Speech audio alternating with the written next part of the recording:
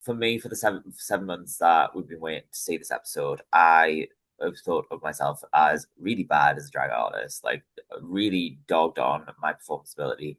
Watching it back last night, I actually did a great job, and I'm very proud of what I did. So, Sally, listen, before we dive into anything, it is Halloween that we're recording this on, Right, and you've got an incredible outfit on. So I right. was like, I kind of had a feeling you would. So wait, did my camera look? Woo! You like it? Ah! This is a really weird first impression for us to have, She's but taking.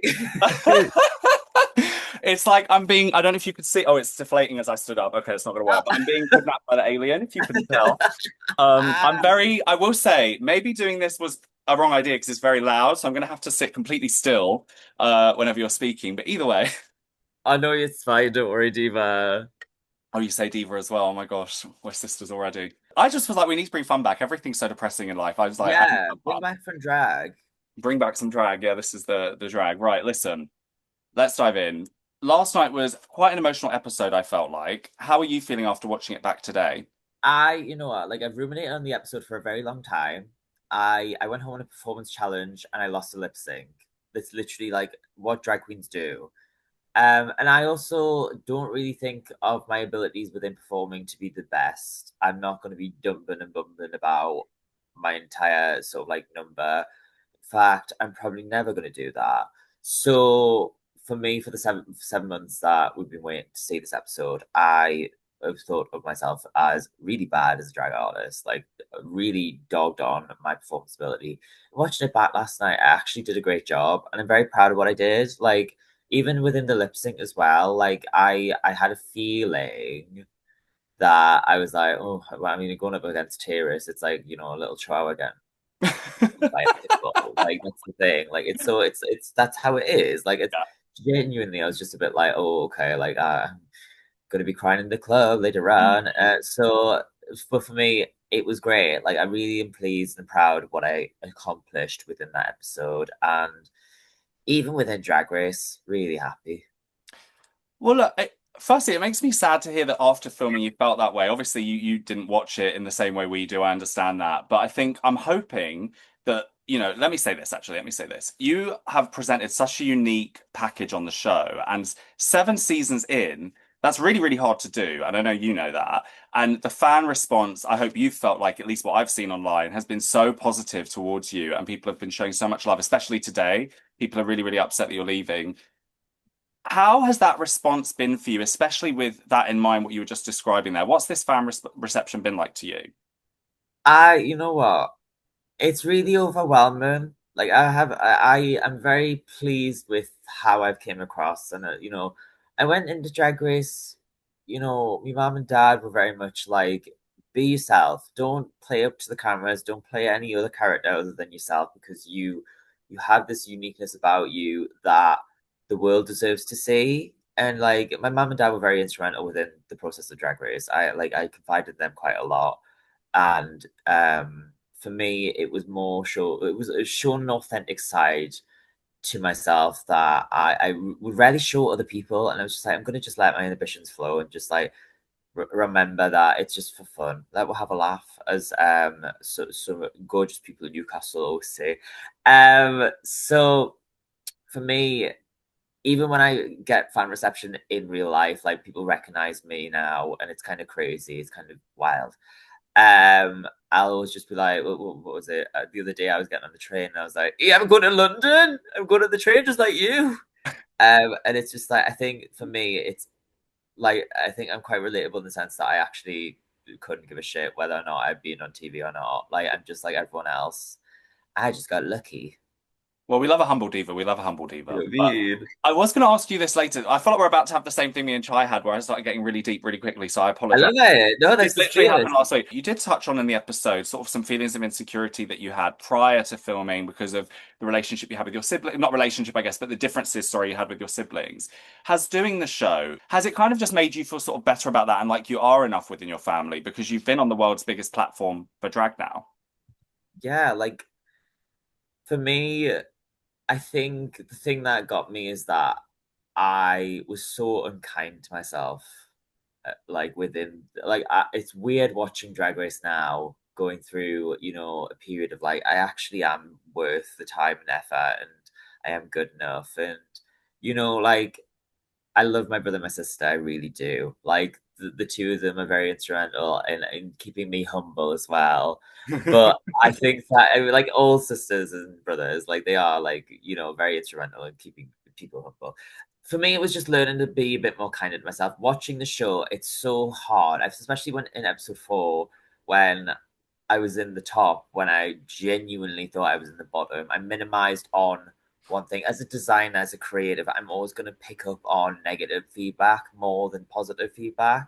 And it doesn't matter, like, and also at the same time, I'm kind of used to people laughing at me, not with me. What do you You mean know, by that? Like when you're in drag? well, both, like in drag and out of drag. Like I feel like I mean, I'm not a palatable type of drag. I'm creative and alternative, and I represent alternative and creative people with a badge of pride and a badge of honor. But the top and bottom line is like I understand that usually, typically, people are like, "What the hell are you doing?" Like. Yeah. You're crazy. You're dressed like a clown. Like you look like a Victorian child. But It's like most things you look like, honey. I'll tell you that you much. know, Listen. yeah, you know what I mean. I was gonna say something shitty that but stop. No, no, We are recording, so let's not save no. it for after. What was that? What was that, James. James? But for me, it was instrumental to be able to like, well, so talking about the bottom two place, but like me thinking I was in the bottom two for the top the acting challenge. For me, it was the fact that they didn't understand me. I hear that quite a lot. I'm true on my words. I don't know what the fuck you're doing, but Mm, it's fierce. Like, mama, like I hear that so much as well. So I ruminate on the fact that I don't know what the fuck you're doing, and wow, your accent's really thick. And you chew on your words, and it's like as a designer, as a creative, you ruminate on the things that are making your work imperfect, yeah. because you've got to at the end of the day you've got to deliver. So for me, when I hear positive feedback, like the girls quickly caught on it. They're like, but you do realize that this was also said about you. So it made me break. Like anytime I heard positive feedback, I broke down. Like I was really sad. Like I was like, oh my god, this is like crazy. It's unheard of. And I think insecurity comes from a place where you are, it's a repeated cycle. And I think that for Drag Race, it's allowed me to open my eyes a little bit and realize that I need to be kinder to myself and need to be kinder to the overall aspect of what I'm good at and what I, put out to the world. And it's like the thing that got me is that RuPaul literally said that I was a star. And like to get the affirmation from RuPaul has, like, I've been on very long walks. I've been, like it's a rite of passage, I think, within mental health. Sort of like when you go through these experiences, you kind of got to kind of ruminate and think about them Yeah. and obviously will this be said? Will that be said? Or will this moment air? Will that moment air? And I think for me, holding on to the fact that RuPaul said that, and 7 months it warps a little bit, in your mind. You're like, RuPaul thinks I'm a goddess. At like one point, you're like, no, she didn't say that. Calm down. Humble yourself. So, but for me, like holding on to the fact that RuPaul said that, like it really kept my head held high, and I was like, I actually am worth my weight in gold. So, very happy with the situation I'm in right now. It's really funny hearing you talk about all of that because I am actually the exact same as you, where like I can take hate all day long and it won't bother me. But the minute someone's nice to me, I'm like, ah! I'm like, stay away from me. It's freaky. You know what I So I mean? understand, and like I hope that that's given you, yeah, that sort of self-worth that maybe you were missing before. It sounds like it has, which is really really good. One thing that I always find with the Rusical especially is I think the fans and the viewers don't necessarily understand just how much goes into actually making that happen on the stage, especially when Mm. it's a live one and you're not pre-recording it. Can you talk a little bit about sort of how long that process is? Maybe not in terms of days or anything, but just the amount of steps that you have to take before that live thing presents itself on stage to RuPaul. Girl, mama. Let's like again umbrella this sort of like conversation that we're about to have. I'm a type 1 diabetic. I've been a type 1 diabetic for 18 years. I could be at the top of my game and I'm never gonna be as, on top of the game as someone who doesn't have diabetes because there's a hidden disability holding me back. So that's the umbrella of that. It's a lot of work. you are learning choreography, you are learning lines, you are live singing. You have to make sure that you hit your marks. There are little tiny tidbits that you've got to do. You've got to give your element of your character, but not too much, but not a little bit. You don't want to fade into the background or steal the spotlight or do this or that. Like, there's so much that goes into it, and it's also a very short period of time as well to learn this. Mama, we haven't got months, but Mama, we're not on the West End pantos Mm-hmm. like these divas, you know what I mean? Mm-hmm. We're filming a TV show. So clocky gag, get ready, let's go. So get up in the morning, brush your teeth, let's go. Like it's so full on. And again, I prefaced it with the idea, like not the idea, the fact that I am a type 1 diabetic. I remember in rehearsal, I actually had a hypo, and it was the first time in the competition that I was like, oh my God, I actually don't think I'm going to make it through this challenge. I remember having a conversation and being like, this is like, call me Jessica Ennis because this is the hurdle. Like, I need to jump over. Mama. Like, I Not hope I got that just right as Ennis. well. You know what I mean? I Though, do know what but you mean. Yeah, I do. so it was the only hurdle that was in my way from like, because I had a feeling what was coming up. So I was like, right, okay, this is the only hurdle that I'm like worried about. Mm. Performance is crazy, performance is hard. So for me, it was just like I need to get over this so I can sprint to the finish. Well, on that as well, something that's happened quite actually frequently this season, the judges have quite minor critiques for the people that are in the bottom. It hasn't really been that someone has completely, I was about to say flocked, and I felt like a stan on Twitter, let me know, oh my gosh. But when when someone Back did it. when someone didn't necessarily do as well and it's very clear, this has not really been happening on this season and this week included. So were you surprised by your placement in the episode? No. I went in with the mindset that I was not gonna do the damn thing. Like I was like, I'm gonna look at these roles with doe eyes and hope that I can deliver whatever I can. Again, it was you go in a drag race, you're not gonna be the best at everything. You're never gonna be the best at everything when you go to drag race. Mama, like some girls flopped the talent show who I thought were gonna do amazing. And then on top of that, like some girls who were incredible in the acting challenge were in the bottom. So it's like, Mama, wow. Oh, sorry, the girl groups as well. Holy Yeah. shit. Like, that was crazy. Like, you know, to me, I I knew what I was not good at and I knew what I was great at. So for me, it was like, right, okay, let me make sure that I am great at Mm. what I am great at, which sewing, design, acting, like a tit.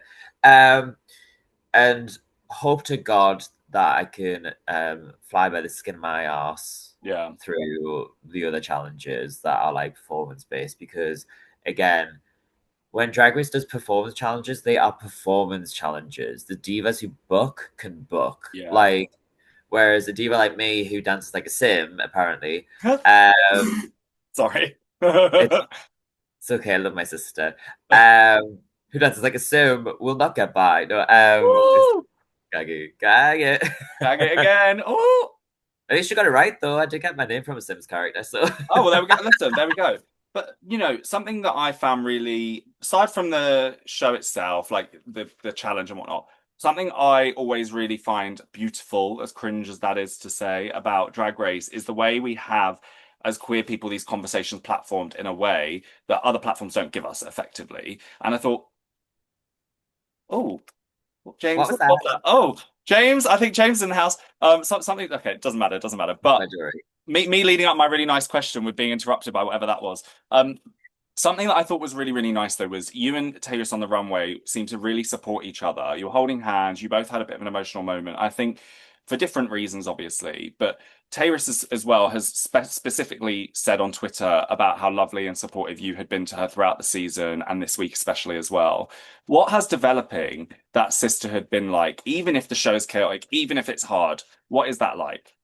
I knew Tayris before going into Drag Race, and when I turned the corner and I saw her, I was like, "Oh my God, thank God!" I know someone at least. Like I know like I know of Tayris. I didn't like speak like we've been on so many speculative cast lists together. I followed her on Instagram for a very long time, and I understood what she was good at and who she is as a person. And like I really just took a shining to her because she marries at the intersection of really fierce drag, fierce like cunty slay drag, if I could say that word, and Oh, you then can say it all day, babe. thank You you can. so much. Thank you.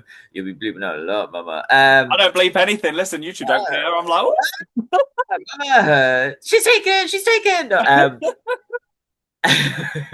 she marries that intersection of like cunty drag and camp, and it's like that Brighton thing. Like she's got that Brighton camp factor Yeah, that I love Brighton drag. I think yeah. it's so gorgeous and so fierce. And I think she said that about me. I reminded her so much of her sisters back home. And she reminded me a lot of my sisters back home that sort of like married that like really sort of cunty aesthetic with really camp, stupid performances, Mm. and like we just got on so well, and like we would always be in the corner just like be like um and then it sort of like I knew that obviously Katrin and her were having their thing, and it was really cute, bless them. I love when people find love. Unfortunately I would never do that because I hate drag queens. So for me, I really got it on with, because it starts to turn into a brotherhood when it turns from a sisterhood, and I think that really, like, again, we got on so well, and I was so pleased to be able to work with her in the acting challenge. I was so pleased to be able to wake up every day and sort of have such a great relationship with someone there. Because again, like I hate people. Like I Mm. hate people so much. Oh, the killer's here. But I just honestly I hate people so much. But then I went to Drag Race and I was like, right, okay, like I've stuck with 12 other people, 11 other people, including myself and the voices in my head. Um, I need to get on with these people. I really do, and I need to open up and really be aware of what I'm saying and how I'm coming across. Just Mm. being like me, like, but Yeah, not to the point of being like I actually hate everyone. Goodbye. Um, so to be able to make a really, really close friendship from a show where, like it's not a lot of time to get used to like people and not a lot of time to kind of like dive deep into the intricacies. I just think that Tyrus is such a beautiful person. yeah. Like stands for stuff that we all ought to learn a thing or two about. Like really sort of like high political drag, really sort of astute, and very intelligent, really like the level of intellect and the way that she speaks, like the way that she comes across. I mean, she gets, honestly, she gets read to filth on this show about how she's chewing on her words, just mush mouth, whatever. The way she speaks and the way that she is so eloquent away her words is just so beautiful. And it's like I've just felt like I fell in love with how passionate she is about drag and her art form, and how like watching her perform, watching her do stuff is just incredible. Mm. And like I just hope that she gets her flowers Period. in the weeks, because honestly, like she deserves so much.